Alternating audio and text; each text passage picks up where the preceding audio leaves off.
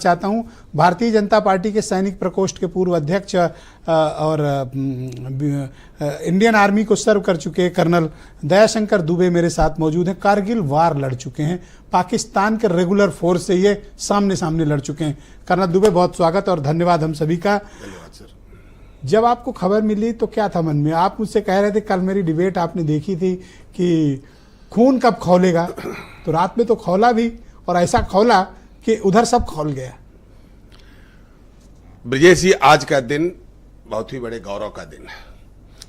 भारतीय सेना ने जिस मैग्नीट्यूड और जिस सरप्राइज एलिमेंट के साथ ये रिटेलिएट किया है, मुझे लगता है कि इस कार्रवाई के ऊपर हम सबको गर्व करना चाहिए। ब्रजेश जी, मैं आप इसी विषय पर 2 दिन पहले भी आपके साथ डिबेट कर चुका हूं। जब आपकी मैं छटपटाहट देखता था, आप परेशान दिखते थे, मैंने कहा भी था उस चीज को, मैंने कहा भी था डिबेट में कि आप बहुत परेशान होकर झल्ला रहे हैं।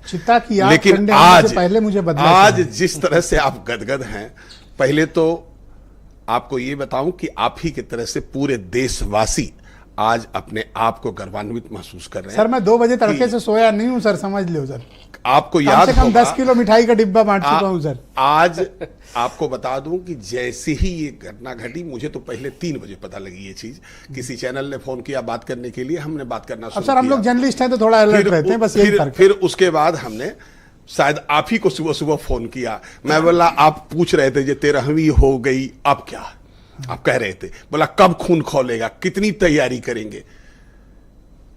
आर्मी का जो मैटर होता है, या एयरफोर्स का, या इवन नेवी का, मैं मिडिल रैंक के ऑफिसर्स होने के नाते जो जमीन पर कार्रवाई होती है उसके बारे में मैं आपको बताऊं, एक एक इंच की चीजों को रिहर्स करके पहले से रखा जाता है। इसीलिए हमारी एनुअल ट्रेनिंग भी होती है और पूरी ट्रुप्स जाकर के प्रैक्टिस करती है, और वो भी ऐसी जगहों में, आपको आश्चर्य नहीं होना चाहिए, जहां पर कि 52 डिग्री तक टेम्परेचर हो जाता है। करणपुर सेक्टर और सर 2016-29 की जो सर्जिकल स्ट्राइक थी, उनके मुकाबले ये कितना बड़ा था? बहुत। ये जो हम लोगों ने की है, ये अब तक के इतिहास में लिमिटेड ऑफेंसिव का सबसे बड़ा ऑपरेशन था। अच्छा। और इतने कम समय में हुआ, उसको आपने देखा। ये ऑपरेशन सिंदूर केवल एक चीज नहीं है, ये ऑपरेशन सिंदूर कहीं ना कहीं भावना से, देश की भावना से जुड़ा, भावना से पूरा मैंने देश क्या कहा, मैं तो सनाम कर अभिनंदन करता हूं जिन्होंने नाम चुना। पूरे देश जो था एकदम उद्वेलित था कि कब एक्शन होगा, कब एक्शन होगा। हालांकि कुछ पार्टियों ने भी ऐसा किया, आपने देखा होगा कि एक जहाज के पीछे नींबू मिर्ची लगा दी। सर, लेकिन आज मैं उस पर बात बिल्कुल नहीं करना चाहता हूं। सर, आपको तो अभिनंदन ओवैसी जी का करना चाहिए। जी, वही मैं कह रहा हूं आवाज में कहा, आज जिस तरह से हमारे साथ वीडियो क्लिप निकालो पार्टियां खड़ी हैं, जरा वो वीडियो क्लिप निकालो, पूरा देश खड़ा है, मुर्दाबाद बोल रहे हैं, निकालो जरा, आप बोलते रहो सर। जितने भी लोग हैं, उस दिन मैंने कहा था ओवैसी जी के ऊपर, भाई मुझे लगता नहीं है ऐसा, लेकिन आज मुझे गर्वान्वित महसूस हो रहा है कि पूरा खड़े जाएं सर, जब ओवैसी पूरा मेरा देश लगातार पूरा देश हमारे साथ है। और आज का ये गौरव का जो क्षण, अच्छा रुक जाओ, सुना देते हैं, चलिए 1 सेकंड सुनाया जाए ओवैसी जी का बयान, और 2 बार सुनाओ। पाकिस्तान मुर्दाबाद, पाकिस्तान मुर्दाबाद, भारत जिंदाबाद, भारत जिंदाबाद, पाकिस्तान मुर्दाबाद, पाकिस्तान मुर्दाबाद, भारत जिंदाबाद, भारत जिंदाबाद।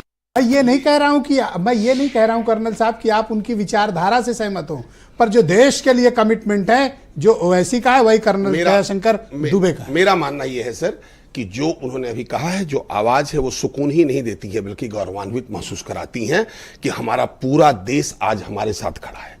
और शायद ये देश का ही इतना तगड़ा सेंटीमेंट था, यदि फौजी भाषा में कहें, या आपका सेंटीमेंट, मीडिया का सेंटीमेंट लगा हुआ था, विशेष करके सर, इस देश के मुसलमानों ने आज दूसरी ईद मनाई है सर। बिल्कुल, और ईद मनाई है मुसलमानों ने, उसकी वजह से ही हम सिवैयां बनी है लोगों के कर पाए हैं। और कर एक जगह नहीं है, 9 जगह करके, जिसकी दूरी कम से कहीं पर 30 किलोमीटर की थी अंदर जाने की, कहीं 18 किलोमीटर थी, कहीं 44, और पूरा फिगर है। यहां तक कि विदेश, मैं आपको रिपीट कर रहा हूं, विदेश कह रहा है कि भारत ने जो किया वो उसका अधिकार था सुरक्षा के लिए, और अब पाकिस्तान को तुरंत रुक जाना चाहिए। इससे ज्यादा कुछ भी करेंगे तो नेशनल। शुक्रिया हमारे साथ।